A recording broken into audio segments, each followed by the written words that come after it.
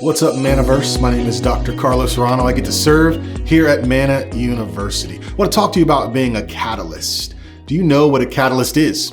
Well, a catalyst is a substance used to bring about a reaction. For example, I love chicken wings. However, I know that 20 wings are a catalyst for an upset stomach. 25 wings are a catalyst for a very long nap. Seriously, the term catalysis is it's causing or speeding up of a chemical reaction by the presence of a substance that does not itself change. Now, I'm not a chemist, but I do know that a catalyst is a substance used to bring about that chain reaction. To put it another way, a catalyst is what changes or provokes or speeds significant action. Sometimes I can be a catalyst for someone else's aggravation. Now, don't judge me. You know you can be annoying too. You know how to push buttons. You know how to instigate. You know how to provoke. And so do I. We know how to be a catalyst for negativity.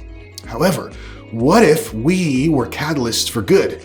Catalysts for love. Catalysts for life change. We believe that dormant within every Christ follower is the power to change the world. To change the world, you need a catalyst. And I believe that our love in action, your love in action, could be the catalyst to life change. I want to look at a passage of scripture in Acts chapter 3. It records a miracle that I believe becomes a catalyst that sets in motion a series of powerful events in the life of the early church. So in Acts chapter 3, verse 1, here's what it says. It says, Peter and John went to the temple one afternoon to take part in the 3 o'clock prayer service.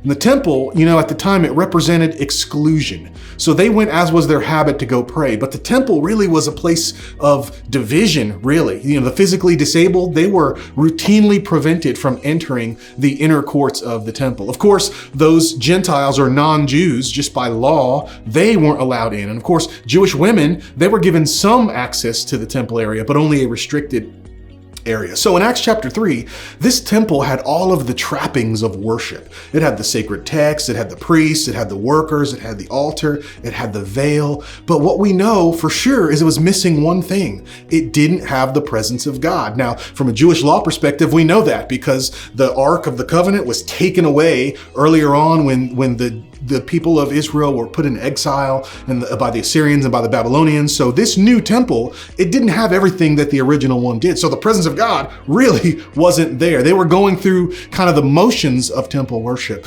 No presence of God there until Peter and John show up.